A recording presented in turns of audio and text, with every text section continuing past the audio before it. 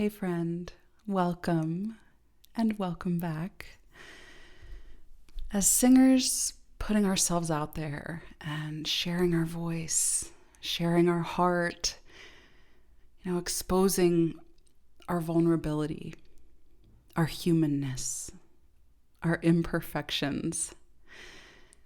We are bound to experience some performances that don't go as planned, or moments when our voice fails us. And we're bound to receive negative feedback along the way. But how do we keep going in the face of those setbacks? How can we build resilience without building walls? Because we know we have to sing with an open heart. But we also need a thick skin. So how can we keep going when all we want to do is hide? Let's talk about it.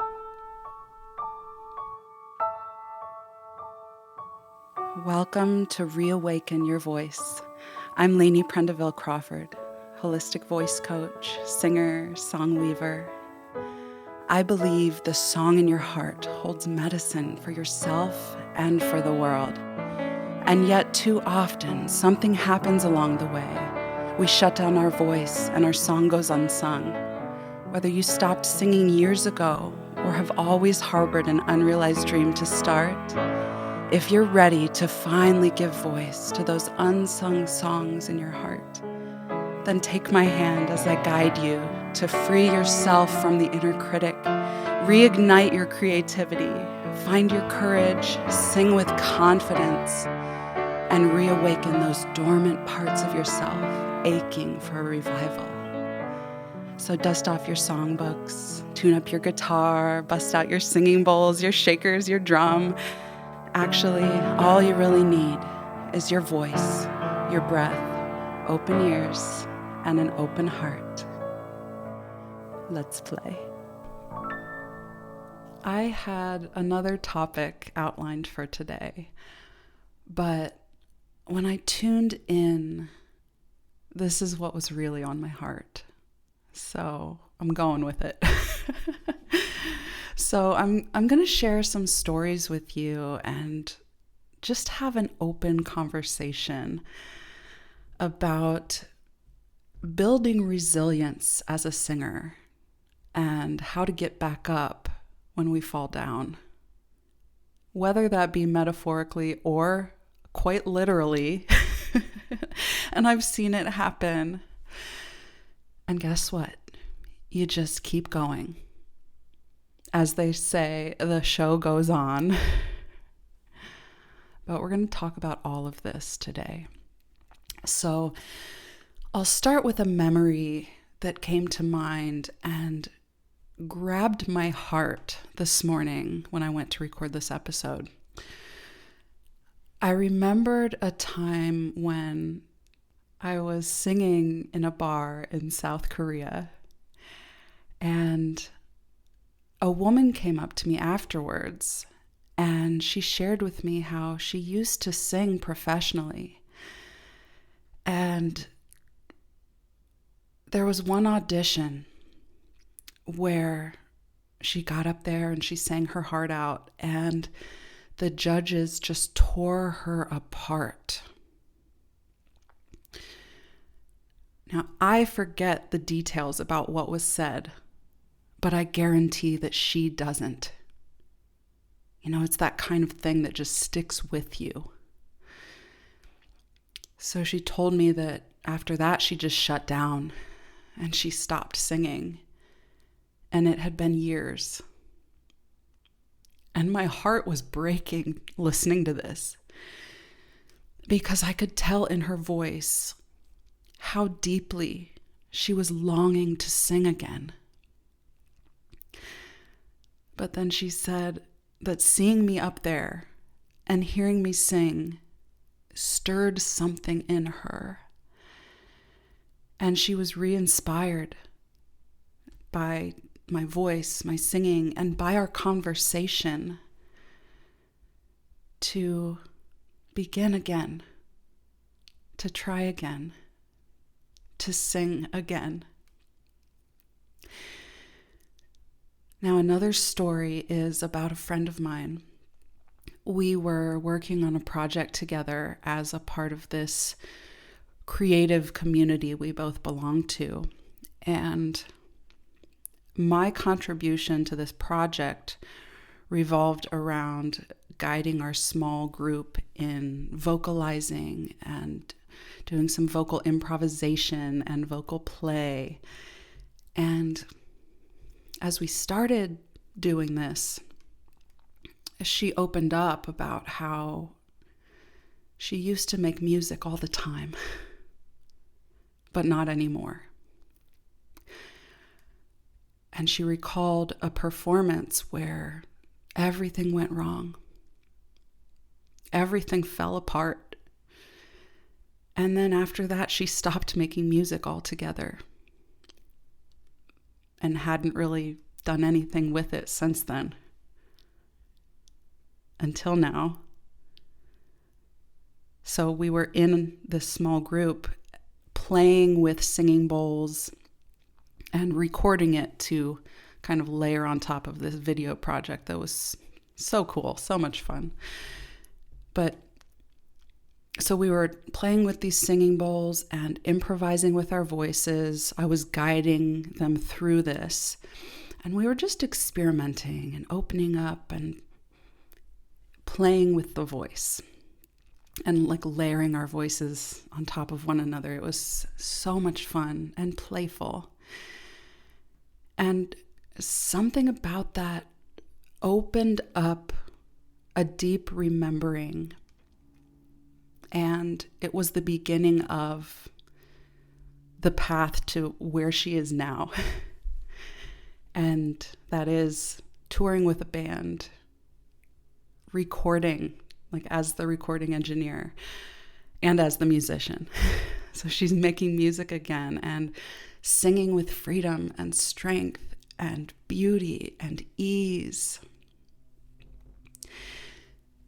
Now, I cannot take credit for either of these transformations.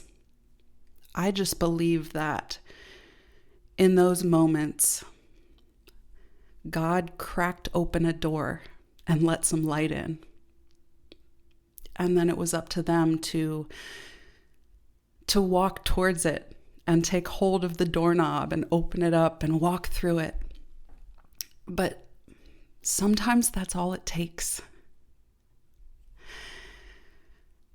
And I have my own stories about falling down and getting back up. So the one that comes to mind is a time I was hired as the soprano soloist for Mendelssohn's Elijah. And this had a full orchestra and a full choir behind me. And I blanked out in the most inopportune moment. It was this moment in the music where like all the music stops, pure silence, and then I sing a line a cappella before the music comes back in and we go on. Well, in this moment where it's supposed to be just me, I lost track of where I was. Like I thought I had already sang that line. And the most vivid memory, I remember seeing out of the corner of my eye the conductor's hand and baton shaking, like waiting for me in silence so that everyone else could come back in.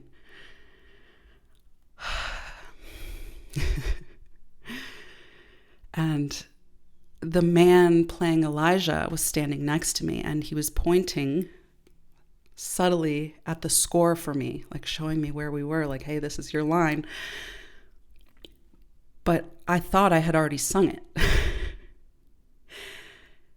And finally, I realized I hadn't after what felt like an eternity. So then I sang the line and I kept going, and everything, kept going and flowed after that. But that silence felt like eternity, and it was all on me.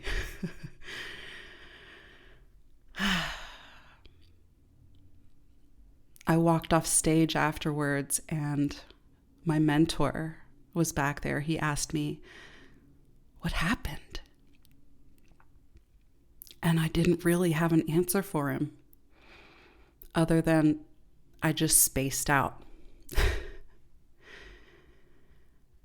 But I had another performance the next day.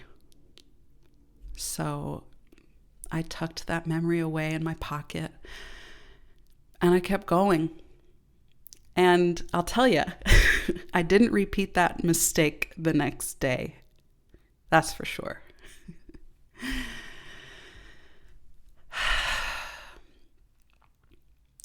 So what I want to say in all of this is that you're going to fall.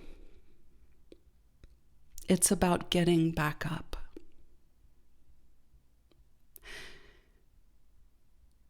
And that reminds me of my son when he was learning to walk. He was bold. He wanted to move. He was motivated. And there was one moment where he ended up face planting, like pretty bad. He hurt himself pretty bad. And after that, he wouldn't let go of my finger for weeks. But I could tell, like, he was walking. He knew he had it. He had it. But he didn't really know it yet, because he still had that timid fear of, like, what if I faceplant again? But my thought was, what would happen if you let go? What would happen if you let go of my finger? You would discover you can walk, like full-blown walk. You got this. What would happen if you try again? And now he's running and he's riding his little balance bike. And, as a matter of fact, the other day, he just toppled over the handlebars and busted his lip open. Like, pretty bad. But that time, he got right back up and kept going. And he didn't even want a popsicle, if you can believe that. But he got back up and he kept going because he loves riding his bike that much. Don't let a bad fall stop you from doing what you love. I'm going to say that again. Don't let a bad fall stop you from doing what you love. Okay, that sounds nice. But how? It's not that easy. So here's what I'll say. Let yourself wallow in it at first, but for a limited time, whether it be a night, a week, but not too long, because you don't want to get stuck there, which can happen so easily if you let it. But after that wallowing, whatever you need to do, then you move on to the next thing, the next performance, the next song, whatever it may be, the next scene. Know that you have that that episode under your belt. Whatever happened, it's over. And you got through it. But you have to keep singing.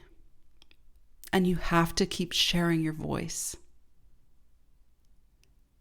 Just like if you fell off your bike and hurt yourself, you can either never ride your bike again, or you can learn from it.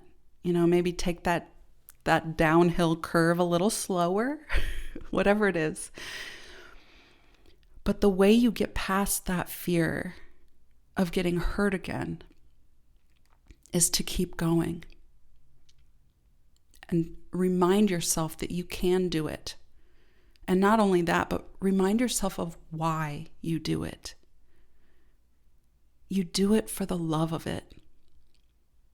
And that love hasn't gone away. That love hasn't gone anywhere. So do yourself a favor and give yourself some grace and give yourself permission to keep doing what you love, however imperfectly. And if yours is a case of receiving negative feedback, like the woman I met in the Korean bar, here's what you need to consider. So first, is the feedback constructive or destructive? Do you respect the opinion of the source? Like the source of the feedback? As in, do they know what they're talking about? Do they have something to offer you in terms of expertise or experience? Is there something to learn from? Or is it just negativity that you don't really need and you can just toss it aside? Take what helps you, what is constructive. Take what helps you grow and leave the rest.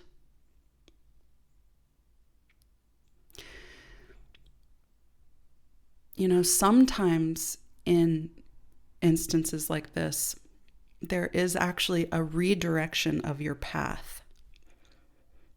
As in, it's a necessary setback in order to realign you with where you actually need to be. An example of this from my life was when I auditioned for grad schools in opera performance.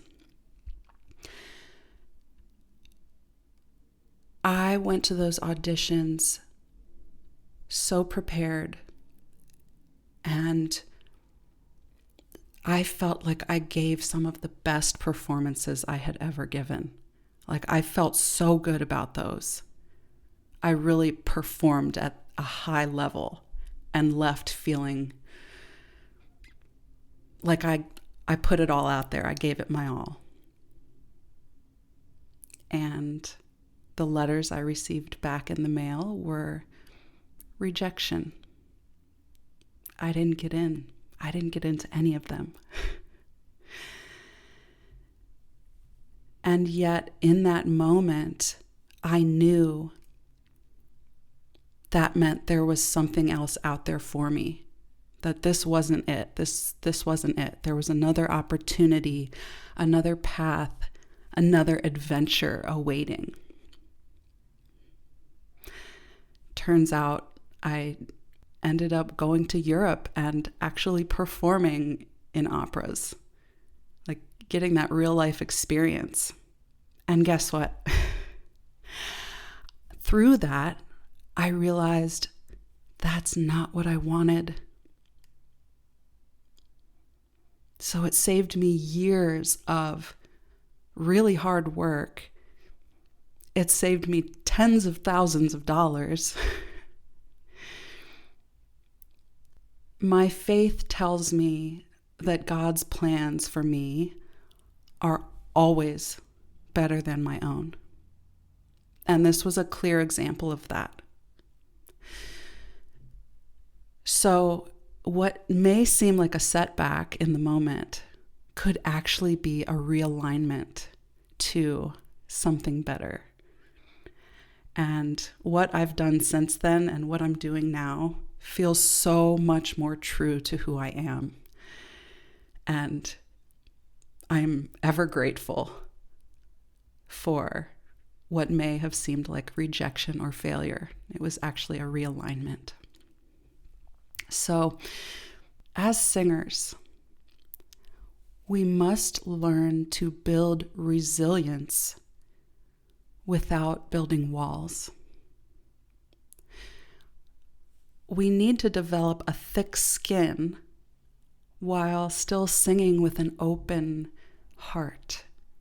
Maintaining that vulnerability. That vulnerability is needed to sing with true emotion and heart.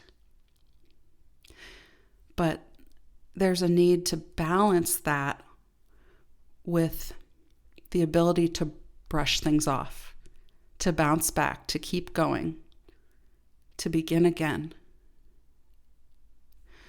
Moving on to the next chapter, the next performance, the next adventure. The simple act of continuing onward, getting back up and trying again, that's what helps you find your courage. That's what helps you build resilience and strengthen your ability to persevere. Somehow, I knew I would be sharing these stories someday to help other singers. And I have done so with individual students over the years. But now I get to spread them even further into the wider world on a greater scale to help more people. Many people, I'll never even know that I helped them, but I helped them, and that's what matters to me. So those experiences, as hard as they may be in the moment, they are never in vain. Ask yourself, what can I learn from them? What meaning can I give them? After all, as artists, that's what we're doing when we create. We're making meaning. We're making sense of life. We're finding beauty where there seems to be only pain and darkness. So whatever that experience was for you, it's part of your story. I've sometimes talked about rewriting your singing story. But in saying that, I don't mean erase history and pretend it never happened. Like, we know from human history that is not the way. But what I do mean is learn from it. Shift your perspective to one of growth and, find a way to come out stronger on the other side of it. Perhaps it's a realignment. Perhaps it's a lesson to share with someone else later on. Find a way to own that part of your story in a way that helps you understand how it made you into the person you are today. Stronger, more resilient, ready to get back up, dust yourself off, and keep going. Keep singing. Keep sharing your heart through your voice, because the world needs your voice, and so do you. Hey friend, thank you so much for listening. If this episode unlocked something in you or moved you in some way, I'd be so grateful if you'd leave me a review on Apple Podcasts or wherever you're streaming this, and share this episode with a friend who's been praying for a vocal breakthrough. Until we meet again, keep nurturing that song in your heart. Lots of love.